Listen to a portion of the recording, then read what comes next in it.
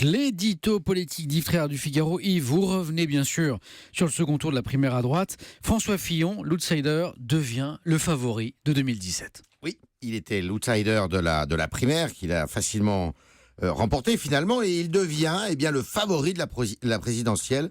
Habitué à l'ombre des seconds rôles, Fillon va désormais être la cible de toutes les critiques. Les coups de griffe de Juppé la semaine dernière n'étaient rien par rapport à ce qu'il va endurer de la gauche et du Front National.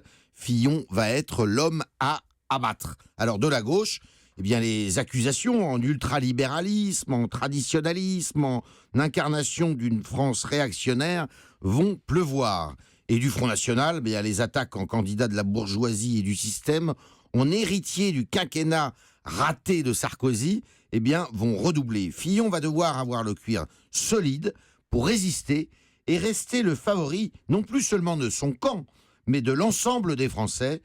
Une autre campagne s'ouvre, Samuel, et c'est une autre paire de manches. Donc Yves, les critiques vont pleuvoir bien sûr. Est-ce que Fillon va devoir ajuster son discours, se renier sur certains points ?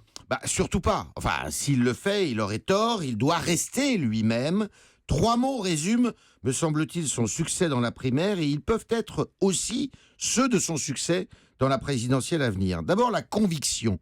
Fillon est un homme de conviction, les Français aiment ça, et c'est précisément l'absence d'idées assumées et de constance qui ont rendu Sarkozy puis Hollande impopulaires pendant leur quinquennat. Avec Fillon, on sait où on va, et il peut profiter de l'éclatement de la gauche, pour pas dire plus, pour, en regard, creuser son sillon.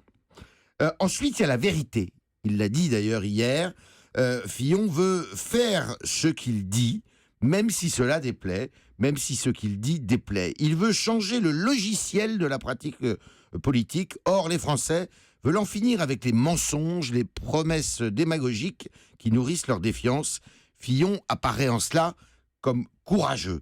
Enfin, la sobriété. Fillon, en fait, c'est l'anti-Sarkozy, c'est l'anti-Trump, c'est l'anti-people. C'est un style sobre, très loin du bling-bling médiatique dont les Français sont de plus en plus fatigués. Yves, pour finir, quel va être son plus gros défi maintenant, François Fillon ? Alors, son plus gros défi, ça va être de faire comprendre aux classes populaires, aux oubliés de la mondialisation qui n'ont pas voté hier, il suffit de regarder, que son programme de réforme radicale n'est pas synonyme pour eux de moins de protection et de moins de services publics. Ça, c'est un sacré défi.